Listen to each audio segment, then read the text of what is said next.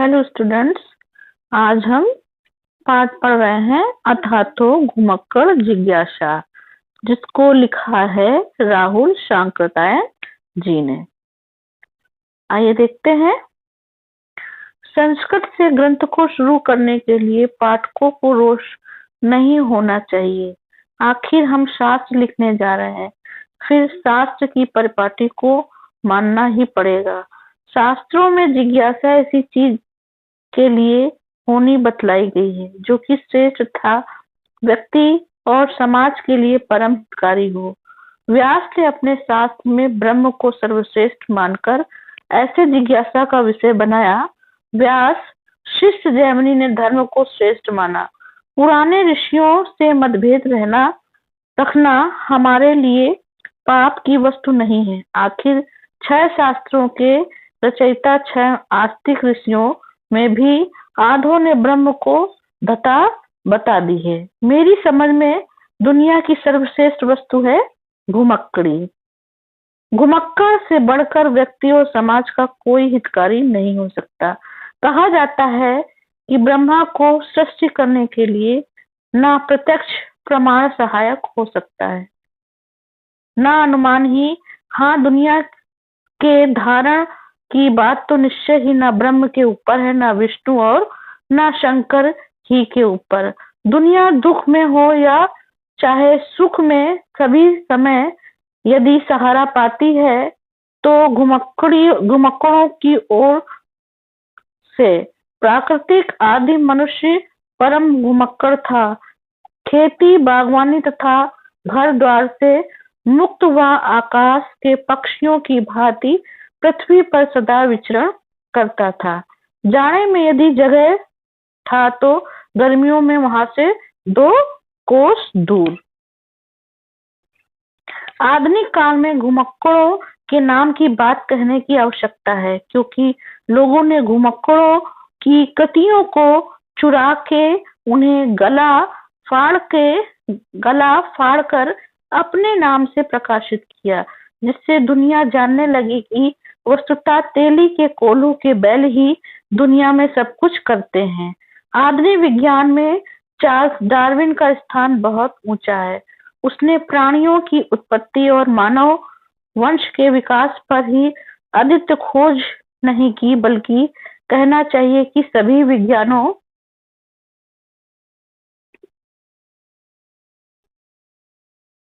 को डार्विन के प्रकाश से दिशा बदलनी पड़ी।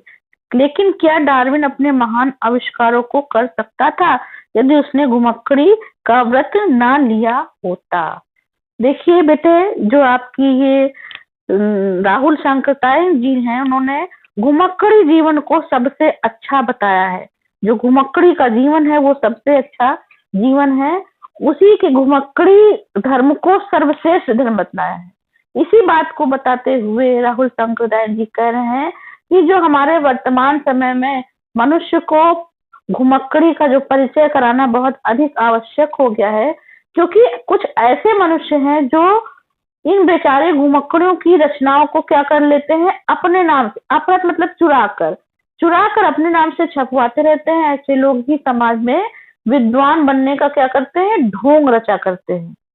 और जैसे हमारे आधुनिक वैज्ञानिकों में जैसे चार्ल्स डार्विन का नाम सभी लोगों ने सुना है, बहुत महत्वपूर्ण नाम है उनका।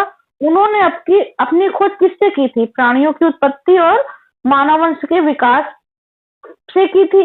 लेकिन विद्वानों को एक नई दिशा भी प्रदान की थी। किसने? चार्ल्स डार्विन ने। चार्ल्स डार्विन जैसे विद्वान ने एक नई दिशा प्रदान की मनुष्यों को। उनकी खोज और या कह सकते हो आविष्कार के कारण ही जो अनेक विद्वान हैं अपने अपने विचारों में परिवर्तन करने लगे थे। मानव समाज की सेवा के मूल में डार्विन महोदय को घुमक्कड़ प्रवृत्ति प्रधान थी। कहने का तात्पर्य है कि जो आपके डार्विन जैसे अगर वैज्ञानिक हैं तो उन्होंने अपने घुमक्कड़ी जीवन को महत्वता प्रदान की, जिससे उन्होंने क्या किया, अपने विचारों को परिवर्तित करने की, समाज को एक नई दिशा प्रदान की। आगे देखते हैं। मैं मानता हूं पुस्तकें भी कुछ कुछ घुमक्कड़ी का रस प्रदान करती हैं, लेकिन जिस तरह फोटो देखकर आप हिमालय के देवदारू के गहन वनों और श्वेत हिम मुकुटित शिखरों के सौंदर्य, उनके रूप, उनकी गंध का अनुभव नहीं कर सकते, उसी तरह यात्रा कथाओं से आपको उस बूंद से भेंट नहीं हो सकती जो कि इस घुमक्कड़ को प्राप्त होती है। अधिक से अधिक यात्रा पाठकों के लिए यही कहा जा सकता है कि दूसरे धंधों की अपेक्षा उन्हें थोड़ा आलोक मिल जाता है और साथ ही साथ उस ऐसी प्रेरणा भी मिल सकती है जो स्थायी नहीं तो कुछ दिनों के लिए तो उन्हें घुमक्कड़ बना ही सकती है। घुमक्कड़ क्यों दुनिया की सर्वश्रेष्ठ विभूति है? इसलिए कि उसी ने आज की दुनिया को बनाया है। यदि आदिम पुरुष एक जगह नदी या तालाब के किनारे गर्म मुल्क में पड़े रहते हैं तो वह दुनिया को आगे नहीं ले जा सकते थे। आदमी की घुमक्कड़ी ने बहुत बार खून की नदियां बहाई हैं, इसमें संदेह नहीं, और घुमक्कड़ी से हमें हरगिज नहीं चाहेंगे कि वे खून के रास्ते को पकड़े, किंतु घुमक्कड़ों के काफिले न आते जाते तो सुस्त मानव जातियां सो जाती और पशु से ऊपर नहीं उठ पाती। आदिम घुमक्कड़ों में से आर्यों शकों हुओं ने क्या क्या किया, अपने खूनी पंजों द्वारा मानवता के पथ को किस तरह प्रशस्त किया, इसे इतिहास ने हम उतना स्पष्ट वर्णित नहीं पाते, किंतु मंगोल घुमक्कड़ों की करामातों को हम अच्छी तरह जानते हैं। बारूद, तोप, कागज, छापाखाना, दिग्दर्शक, चश्मा, यही चीज थी जिन्होंने पश्चिम से विज्ञान युग का आरंभ कराया, और इन दोनों चीजों को वहां से ले जाने वाले मंगोल घुमक्कड़ थे। देखिए यहाँ पर बताया जा रहा है, राहुल शांकरचार्य जैसे घुमक्कड़ी जीवन जीने वाले राहुल शांकरचार्य की लेखक ये बता रहे हैं कि पुस्तकों के द्वारा भी यात्रा वृतांत पढ़कर घुमक्कड़ी का कुछ आनंद प्राप्त हो जाता है। अगर हम पुस्तकों के द्वारा अगर किसी जो है रमणीय स्थान की भ्रमण करने की यात्रा को पढ़ते हैं तो हमें आनंद प्राप्त हो जाता है, किंतु जो उसकी वास्तविकता होती है तो वो हमें यात्रा करके ही मिलती है। इसी को उदाहरण देकर बता रहे हैं कि जैसे हम हिमालय को का चित्र देखते हैं तो पता चल जाता है कि इसका स्वरूप कैसा है, इसका रंग कैसा है, देवदारू के वृक्ष के कैसे घने वन है, सफेद बर्फ से ढके हुए उसके शिखर कैसे दिखते हैं। लेकिन अगर उसका सच्चा अनुभव लेना है, उसकी सच्ची वास्तविकता को जानना है तो हमें क्या करना पड़ेगा, हमको घुमक्कड़ी जीवन जीना पड़ेगा। जैसे आप लोग कोई यात्रा कथा पढ़ते हैं तो आप उसको सच्चे आनंद की अनुभूति आपको नहीं हो पाती है, लेकिन सच्चे आनंद की अनुभूति तभी होती है जब आप उस जगह का क्या करते हैं, भ्रमण करते हैं, उस चीज को आप वहां पर जाकर घूम फिर कर देख के आते हैं, तभी आपको सच्ची वास्तविकता की चीज मालूम हो पाती है। जैसे कि इन्होंने कहा कि कुछ दिनों के लिए घुमक्कड़ भी आदमी को बन जाना चाहिए। पुस्तकों की यात्राओं को पढ़ने का लाभ तभी हो सकता है जब पाठक घुमक्कड़ी बनने के लिए प्रोत्साहित हो जाएगा, जब पाठक को लगेगा कि हमें अपना घुमक्कड़ी जीवन हमको व्यतीत करना है, तभी हम जो है क्या कर सकते हैं, वास्तविकता यही है कि तभी हम घुमक्कड़ी जीवन का जो है आनंद ले सकते हैं। अगर हमें किसी चीज के बारे की वास्तविकता को जानना है तो किताबों के द्वारा तो हमें ज्ञान प्राप्त हो रहा है, लेकिन अगर वास्तविकता का ज्ञान को चाहिए तो हमें उस चीज का क्या करना पड़ेगा, भ्रमण करना पड़ेगा। ठीक है। कोलंबस और वास्को डी गामा दो घुमक्कड़ी थे जिन्होंने पश्चिमी देशों के आगे बढ़ने का रास्ता खोला। अमेरिका अधिकतर निर्जन सा पड़ा था। एशिया के कूप मंडूकों को घुमक्कड़ धर्म की महिमा भूल गए, इसलिए उन्होंने अमेरिका पर अपनी झंडी नहीं गाड़ी। 2 शताब्दियों पहले तक ऑस्ट्रेलिया खाली पड़ा था।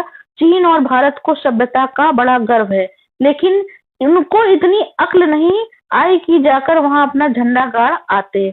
आज अपने 40-50 करोड़ की जनसंख्या के भार से भारत और चीन की भूमि दबी जा रही है और ऑस्ट्रेलिया 1 करोड़ भी आदमी नहीं है। आज एशियाओं के लिए ऑस्ट्रेलिया, अब यहाँ पर लेखक ये बता रहे हैं, राहुल शांकरचार्य जी बता रहे हैं कि जो कोलंबस और वास्को डी गामा जैसे खोजकारी थे, खोजकर्ता थे, उन्होंने भी जो है पश्चिमी देशों को आगे बढ़ने के लिए रास्ता खोज लिया और एशिया के कूप मंडूकों की घुमक्कड़ की महिमा को भूल गई। यानी कि इसमें बताया जा रहा है, राहुल सांकृत्यायन जी बता रहे हैं कि अगर किसी के देश के महत्व के विविध प्रकार का वर्णन करना है तो भ्रमणशीलता हमको आनी चाहिए। अगर हमारे पास भ्रमणशीलता नहीं है तो हमारे पास कुछ भी नहीं है, हम उसकी वास्तविकता को नहीं जान सकते हैं। उन्होंने बताया है कि जैसे कि भारतवासियों के मन मस्तिष्क में विचार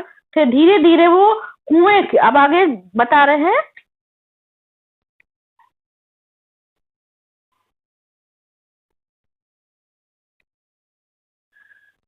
द्वार बंद थे, लेकिन 2 सदी पहले वह हमारे हाथ की चीज थी। क्यों भारत और चीन ऑस्ट्रेलिया को अपार संपत्ति और अमित भूमि से वंचित रह गए, इसलिए कि घुमक्कड़ धर्म से विमुख थे, उसे भूल चुके थे। यहाँ पर बता रहे हैं लेखक, ये बता रहे हैं कि अगर हमें कोई चीज जाननी है तो वास्तविकता की ओर हमें बढ़ना होगा। तो अगर हम कहें कि भारतवासियों के मन मस्तिष्क का ही फल है कि उन्होंने देशाटन के महत्व को समझा, धीरे धीरे कुएं की मेढक की भांति अगर हम क्षुद्र संकोच के घेरे में सिमटते गए, कल हुआ जब कुएं का मेढक की भांति उनका विस्तृत संसार का संबंध टूट गया। और यहीं पर उन्होंने व्यंग करते हुए कहा है कि हिंदू धर्म नमक की बनी हुई पुतली के समान है, जो समुद्र के खारे पानी को स्पर्श से गल जाएगा। अर्थात जिस प्रकार नमक की पुतली अगर खारे पानी के स्पर्श मात्र से गल जाती है, तो जिस प्रकार हिंदू धर्म भी समुद्र के खारे पानी से स्पर्श से नष्ट हो जाता। अब आगे वो बता रहे हैं कि हाँ, मैं इसे भूलना ही कहूंगा, क्योंकि किसी समय भारत और चीन ने बड़े बड़े नामी घुमक्कड़ पैदा किए। वे भारतीय घुमक्कड़ ही थे जिन्होंने दक्षिण पूर्व में लंका, बर्मा, मलाया, यमन द्वीप, श्याम, कंबोज, चंपा, बोर्नियो, सेल्विज ही नहीं, फिलीपाइन तक धावा मारा था। और एक समय तो जान पड़ा कि न्यूजीलैंड और ऑस्ट्रेलिया भी बृहत्तर भारत के अंग बनने वाले हैं, लेकिन कूप मंडूता तेरा सत्यानाश इस देश के बुद्धुओं ने उपदेश करना शुरू कर दिया कि समुद्र के खारे पानी और हिंदू धर्म में बड़ा बैर है, इसे छूने मात्र से ही वह नमक की पुतली की तरह गल जाएगा। इतना बतला देने पर क्या कहने की आवश्यकता है कि समाज के कल्याण के लिए घुमक्कड़ धर्म कितनी आवश्यक चीज है। जिस जाति देश ने धर्म को अपनाया वह चारों फलों का भागी हुआ, और जिसने उसे दुराया उसकी नरक में भी ठिकाना नहीं। आखिर घुमक्कड़ धर्म को भूलने के कारण ही हम 7 शताब्दियों तक धक्का खाते रहे। अरे गहरे जो भी आए वो हमें 4 लात लगाते चले गए। अब यहाँ पर अगर हम बात करते हैं समझाते हुए, कह रहे हैं लेखक क्या कह रहा है यहाँ पर कि अगर हमें हिंदू धर्म की बनी हुई पुतली के समान है, हिंदू धर्म नमक की बनी हुई पुतली के समान है, जो समुद्र के खारे पानी को स्पर्श करेगा तो गल जाएगा। कहने का तात्पर्य है कि जिस प्रकार नमक की पुतली खारे पानी के स्पर्श मात्र से शीघ्र ही गल जाती है, उसी प्रकार हिंदू धर्म भी समुद्र के खारे पानी के स्पर्श मात्र से नष्ट हो जाता है। लेखक यहाँ फिर पुनः ये बात कह रहा है कि मैंने भ्रमण के महत्व के बारे में तो बहुत कुछ कहा, उससे उसका महत्व भी स्पष्ट हो जाता है, कहने सुनने के लिए कुछ भी शेष नहीं रह जाता। समाज के लाभ के लिए क्या है, भ्रमण का होना आवश्यक है। जिस प्रकार जो है हमारे जिस देश ने जाति ने भ्रमण को स्वीकार किया, उसने धर्म, अर्थ, काम, मोक्ष नामक चारों पुरुषार्थों को प्राप्त किया, जिससे त्यागा, उसी प्रकार से उसका पतन भी हुआ। अब हमारे जो क्या कहते हैं भारतीय इतिहास को प्रभावित करते हुए लेखक बोल रहे हैं कि पिछली गत शताब्दियों में भारतीयों ने देशाटन का त्याग किया। फल यह हुआ कि उस प्रकार से पतन हुआ कि आने वाले क्षुद्र से क्षुद्रतम विदेशियों ने भी अपनों को अपमानित करके सब प्रकार से पद दलित किया। यहाँ पर जो है बताया जा रहा है कि अगर हमें घुमक्कड़ी जीवन जीना है, अगर हमें किसी चीज की अनिवार्यता को माननी है, उसके महत्व को मानना है, तो हमें अपने चारों पुरुषार्थों को भी प्राप्त करना हो चाहिए और त्याग करना चाहिए, और जब सभी चीज का त्याग हो गया तो हमने घुमक्कड़ी जीवन का भी त्याग कर दिया। शायद किसी को संदेह हो, मैंने शास्त्र में जो युक्तियां दी हैं वे सभी तो लौकिक तथा शास्त्र आग्रह है। अक्षा तो धर्म प्रमाण लीजिए, दुनिया के अधिकांश धर्मनायक घुमक्कड़ रहे। धर्माचार्यों में आचार विचार बुद्धि और तर्क के सहृदयता वह पाप समझते थे। वह अपने आप में घुमक्कड़ नहीं थे, बल्कि आरंभ से ही अपने शिष्यों से उन्होंने कहा था, चरथ भिक्खने, चरथ जिसका अर्थ है भिक्षुओं, घुमक्कड़ी करो। बुद्ध के भिक्षुओं ने अपने गुरु की शिक्षा को कितना माना, क्या उसे बतलाने की आवश्यकता है? क्या उन्होंने पश्चिम से मकदूनिया तथा मिस्र के पूर्व से जापान तक, उत्तर से मंगोलिया से लेकर दक्षिण में बाली और बांका के द्वीपों को रोन कर नहीं रख दिया? जिस बृहत भारत के लिए हर एक भारतीय को उचित अभिमान है, क्या उसका निर्माण घुमक्कड़ी की धारणा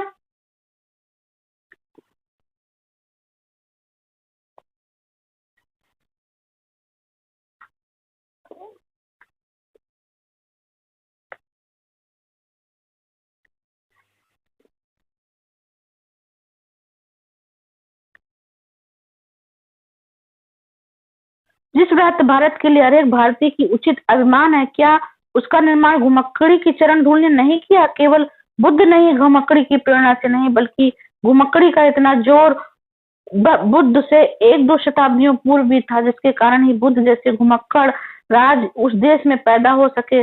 उस वक्त पुरुष ही नहीं, स्त्रियां तक जम्बू वृक्ष की शाखा में ले अपनी प्रखर प्रतिभा का दौर और जौहर प्रखर प्रतिभा का जौहर दिखाती, बाद में कूप मंडूकों की पराजित करती, सारे भारत में मुक्त होकर विचरण करती थी।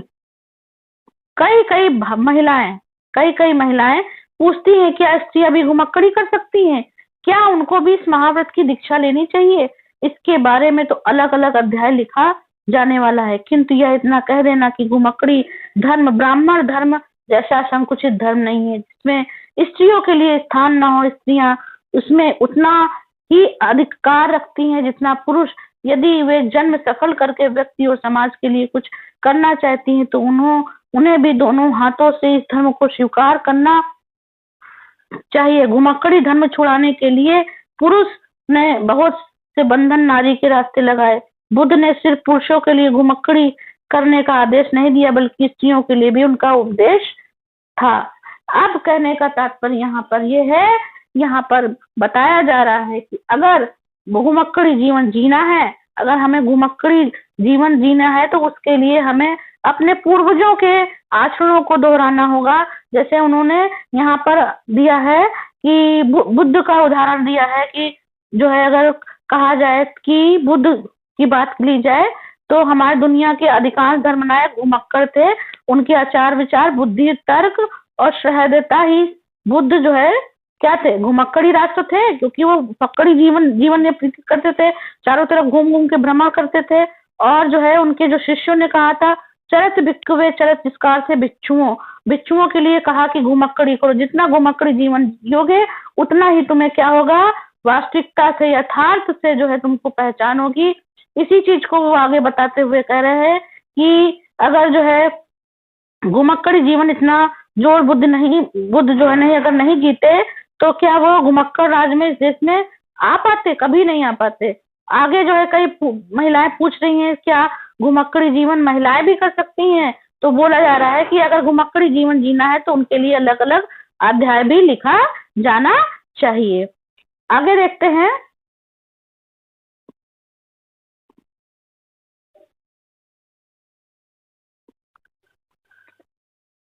भारत के प्राचीन धर्मों में जैन धर्म भी है। जैन धर्म के प्रतिष्ठापक श्रवण महावीर कौन थे? वह भी घुमक्कड़ राज थे। घुमक्कड़ धर्म के आचरण में छोटी से बड़ी तक सभी बाधाओं और व्याधियों को उन्होंने त्याग दिया था। घर द्वार और नारी संतान ही नहीं, वस्त्र का भी वर्जन कर दिया था। करतल भिक्षा, करतल वास तथा दिगंबर को उन्होंने इसलिए अपनाया था कि निद्रा विचरण में कोई बाधा न रहे। श्वेतांबर बद्ध दिगंबर कहने के लिए नाराज न हो। वस्तु हमारे वैज्ञानिक महान घुमक्कड़ कुछ बातों में दिगंबरों की कल्पना के अनुसार थे, कुछ बातों में श्वेतांबर उल्लेख के अनुसार, लेकिन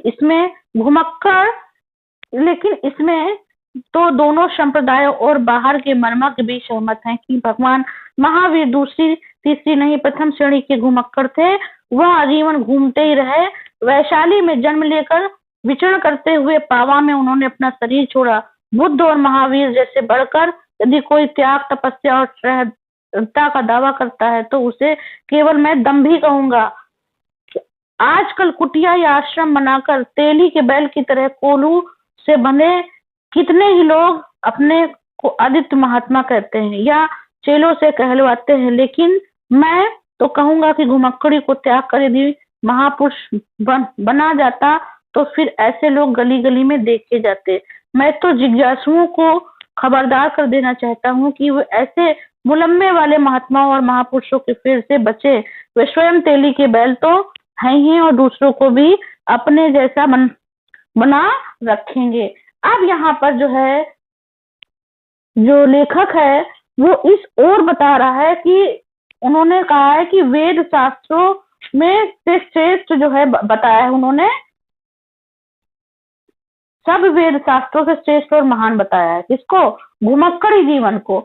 और महापुरुषों के महान होने का जो श्रेय है वो घुमक्कड़ी भी। अगर हम बात लें, गौतम बुद्ध की बात लें, महावीर स्वामी की बात लें, दोनों ही घुमक्कड़ी जीवन व्यतीत करते थे। दोनों का ही जीवन घुमक्कड़ी जीवन था। दोनों ही अपनी इस बात पे रखते थे कि घुमक्कड़ी जीवन जीने के लिए वो प्रेरित करते थे। इस बात के लिए वो बताते थे कि जितना घुमक्कड़ी जीवन लेंगे, चाहे उनसे जन्म से लेकर उनके मृत्यु तक, जहाँ मृत्यु हुई है, जन्म उनका वैशाली में हुआ, वैशाली से लेकर उनकी मृत्यु पावापुरी में हुई है, तो जन्म से लेकर मृत्यु तक वो घुमक्कड़ी जीवन ही जीते रहे, फक्कड़ी जीवन जीते रहे। एक स्थान पर कभी भी स्थायी रूप से नहीं रुकते थे और उनके जो शिष्य थे, अनुयायी थे, उनके इस तरह प्रभावित थे कि उनके द्वारा घुमक्कड़ की शिक्षा जो प्राप्त की तो उसी को वो अपनाते चले गए। चाहे वो बुद्ध हो, चाहे महावीर हो, ये दोनों ही त्याग और तपस्या और सहृदयता के क्या थे? मूर्ति थे। उनको इसका अहंकार कहा जा सकता है। दोनों ही सर्वश्रेष्ठ घुमक्कड़ थे। और दुखों का मूल, जो संसार में दुखों का मूल है, वो मूल क्या था? मूल खोजने के लिए उन्होंने महान त्याग किया। संसार में दुख है, दुख का क्या क्या कारण है? इसी चीज को उन्होंने खोजने का प्रयास किया। उन्होंने ये तपस्या की। त्याग और तपस्या का उदाहरण उनके जैसा कहीं भी विश्व में भी नहीं मिलता है। आज सैकड़ों व्यक्ति साधुओं का वेश बनाकर तेली के बैल की तरह एक स्थान से दूसरे स्थान बंधे रहते हैं और स्वयं को सर्वश्रेष्ठ महात्मा बतलाते हैं, लेकिन वास्तविकता तो यह है कि वे अज्ञानी और घमंडी होते हैं, क्योंकि घुमक्कड़ी के ज्ञान प्राप्त नहीं हो सकता। ठीक है, वे बिना घुमक्कड़ी के ज्ञान प्राप्त ही नहीं कर सकते। यदि कोल्हू के बैल जैसी स्थिति सभी लोग ज्ञानी और महात्मा बन जाए तो विश्व के प्रत्येक स्थान पर इन तरह के महात्माओं की भीड़ लग जाएगी। तो इस प्रकार दंभी और झूठे लोगों से व्यक्ति को सावधान रहना चाहिए। इनके चक्कर में नहीं आना चाहिए। अगर इनके चक्कर में आएंगे तो हमारा जीवन खतरे में पड़ जाएगा। सच्चा महात्मा कभी एक स्थान पर टिक कर नहीं रहता।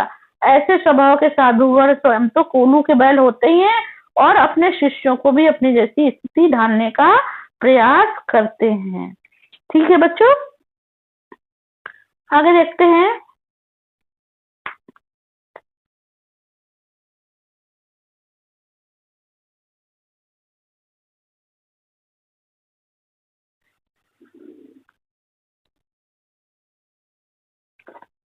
बुद्ध और महावीर जैसे महापुरुषों की घुमक्कड़ी की बात से यह मान लेना चाहिए कि दूसरे लोग ईश्वर के भरोसे गुफा या कोठरी में बैठकर सारी सिद्धियां पा गए या पा लेते हैं। यदि ऐसा होता तो शंकराचार्य तो साक्षात ब्रह्म रूप थे, क्यों भारत के चारों कोनों की खाक छानते? शंकर किसी ब्रह्मा ने नहीं बनाया, उन्हें बड़ा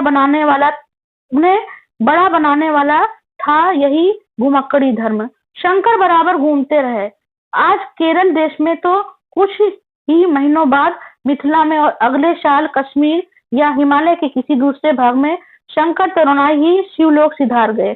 किंतु थोड़े ही जीवन में उन्होंने सिर्फ 3 भाषी ही नहीं लिखे, बल्कि अपने आचरण से अनुयायियों को घुमक्कड़ी का पाठ पढ़ा गए। आज भी उनके पालन करने वाले सैकड़ों मिलते हैं। वास्को डिगामा के भारत पहुंचने से बहुत पहले शंकर के शिष्य मॉस्को और यूरोप तक पहुंचे। उनके साहसी शिष्य सिर्फ भारत के चारों धामों से ही संतुष्ट नहीं थे, बल्कि उनसे कितने ही जाकर वाकू यानी रूस में धूम रमाई।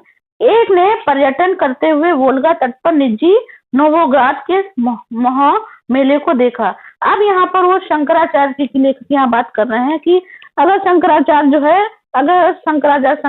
बने तो इसके लिए उन्होंने घुमक्कड़ी जीवन व्यतीत किया, तभी वो शंकराचार्य बने, क्योंकि वो बराबर घूमते रहे, इसीलिए वो शंकराचार्य बने। उन्होंने वास्तविकता को जाना, ज्ञान को जाना, वास्तविकता के महत्व को पहचाना, तभी वो शंकराचार्य बने। इसके बाद वो बता रहे हैं, वास्को डिगामा की बात बता रहे हैं कि वास्को डिगामा से पहले शंकर के शिष्य मॉस्को यूरोप तक पहुंच गए थे। ठीक है, वास्को डिगामा से पहले शंकर के जो शिष्य थे वो मॉस्को यूरोप तक पहुंच गए थे।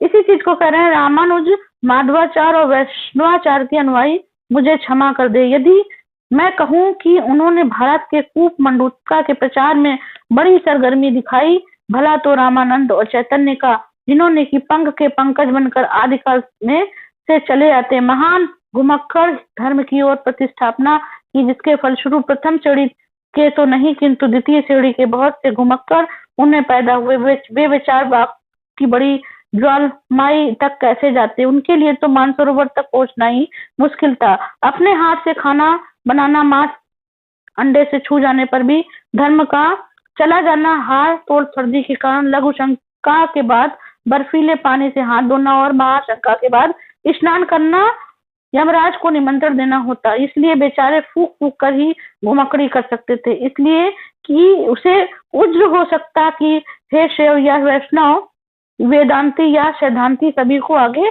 बढ़ाया केवल घुमक्कड़ धर्म ने। इसी चीज को आगे देखते हैं कि महान घुमक्कड़ धर्म बौद्ध धर्म का त्याग भारत से लुप्त होना क्या था कि तब कूप मंडूकता का हमारे देश से बोलबाला हो गया। 7 शताब्दियां बीत गई। इन 7 शताब्दियों में दासता और परतंत्रता हमारे देश में पैर तोड़कर बैठ गई। यदि कोई आकस्मिक बात नहीं थी, समाज के अगुओं ने चाहे कितनी ही कूप मंडूक बनाना चाहा, लेकिन इस देश ने ऐसे भाई के लाल जब तक पैदा होते रहे जिन्होंने कर्म पथ की ओर संकेत दिया। हमारे इतिहास में गुरु नानक का समय दूर का नहीं है, लेकिन अपने समय के वो महान घुमक्कड़ थे। उन्होंने भारत भ्रमण को ही पर्याप्त नहीं समझा, ईरान और अरब तक का धावा मारा। घुमक्कड़ी किसी बड़े योग कर्म सिद्धायनी नहीं है और निर्भीक तो वह एक नंबर का बना देती है। दूसरी शताब्दियों की बात छोड़ी, अभी शताब्दी भी नहीं है बीती, इस देश के स्वामी दयानंद को विदा हुए। स्वामी दयानंद को ऋषि दयानंद किसने बनाया? घुमक्कड़ी धर्म ने। उन्होंने भारत के अधिक भागों का भ्रमण किया, पुस्तक लिखते, शास्त्रार्थ करते, बराबर भ्रमण करते, शास्त्रों को पढ़कर काशी के बड़े बड़े पंडित महामंडूक बनने में सफल होते रहे। इसलिए दयानंद को मुक्तिबोध तर्क प्रधान बनाने का कारण शास्त्रों से अलग नहीं ढूंढना होगा। वह भी निरंतर घुमक्कड़ी धर्म का सेवन। उन्होंने समुद्र यात्रा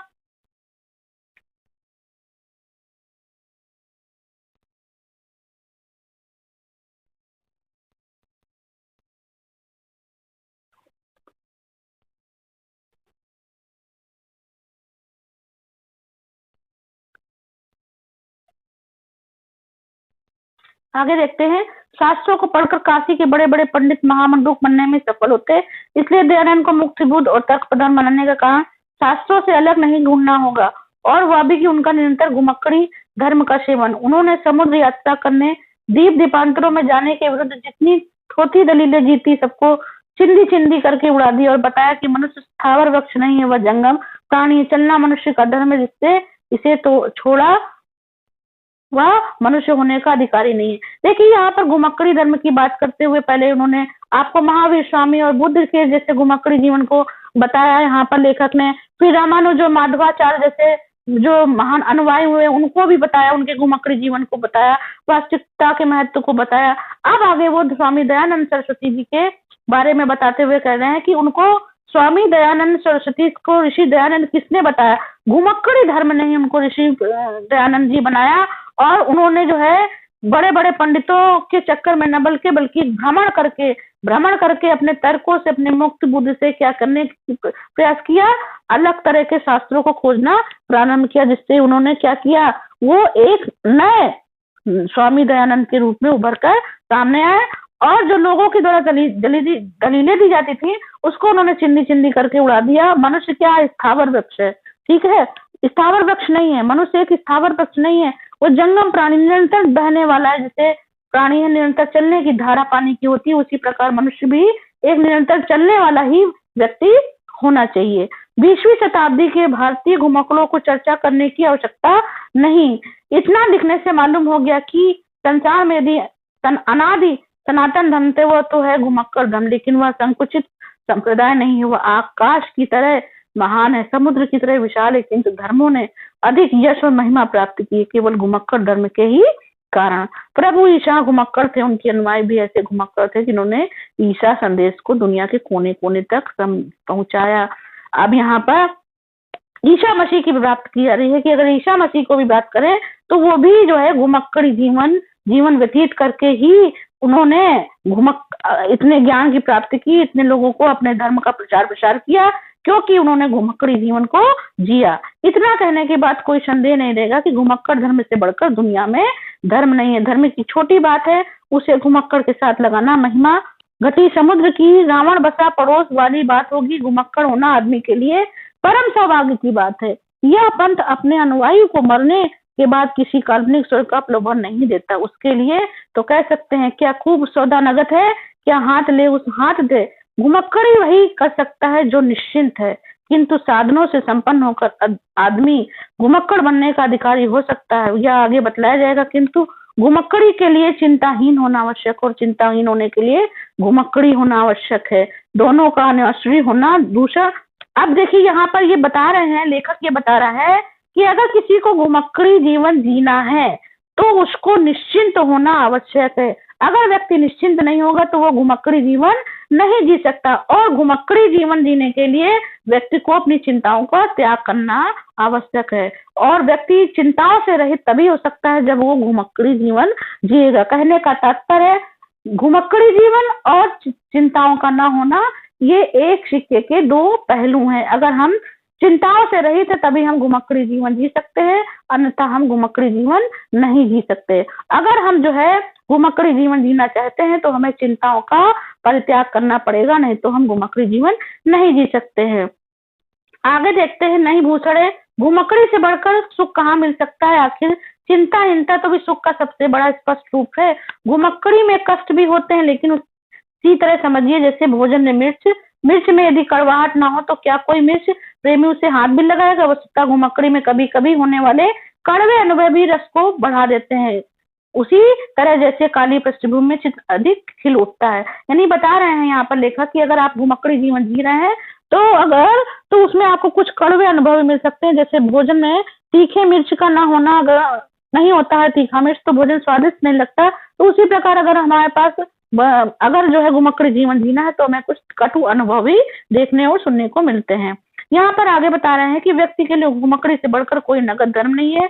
जाति का भविष्य घुमक्कड़ी पर निर्भर करता है, इसलिए मैं कहूंगा कि हर एक तरुण और तरुणी को घुमक्कड़ी व्रत करना चाहिए। इसके विरुद्ध दिए जाने वाले सारे प्रमाणों को झूठ और व्यर्थ समझना चाहिए। यदि माता पिता विरोध करते हैं तो समझना चाहिए कि वह प्रहार के माता पिता के नवीन संस्करण यदि हित बंद उपस्थित रहते तो समझना चाहिए कि दीवान धर्माचार्य कुछ उल्टा सीधा तर्क देते हैं तो समझ लेना चाहिए इन्हीं ढोंगियों ने संसार को कभी सरल और सच्चे पथ पर चलने नहीं दिए। यदि राज्य और राजसी नेता अपनी कानूनी रुकावटें डालते हैं तो हजारों बार के तजुर्बा की हुई बात है। महानदी के बेग की तरह घुमक्कड़ की गति को रोकने वाला दुनिया का कोई पैदा नहीं हुआ। बड़े बड़े कठोर पहरे वाली सीमाओं को घुमक्कड़ी ने आंख में धूल झोंक कर पार कर लिया। मैंने स्वयं एक से अधिक बार पार किया है। पहली तिब्बत यात्रा में अंग्रेजों, नेपाल राज्य और तिब्बत के सीमा रक्षकों की आंख में धूल झोंक कर जाना पड़ा था। संक्षेप में यह कह सकते हैं, अगर हमें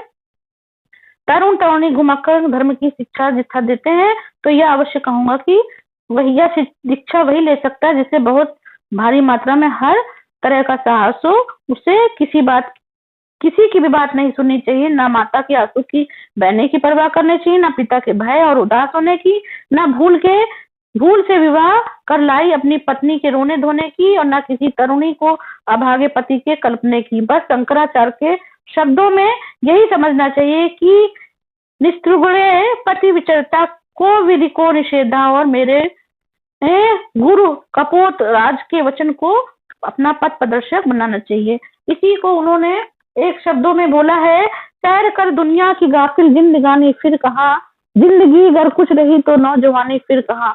ये जो है इस्माइल मेरठी जी ने ये लाइनें लिखी है। दुनिया में मनुष्य का जन्म एक बार होता है और जवानी भी केवल एक ही बार आती है। साहसी मनुष्य तरुण तरुणियों को इस अवसर से हाथ नहीं धोना चाहिए और कमर बांध लो, भावी घुमकड़ो, संसार तुम्हें स्वागत के लिए तैयार है। राहुल शांकृतायन।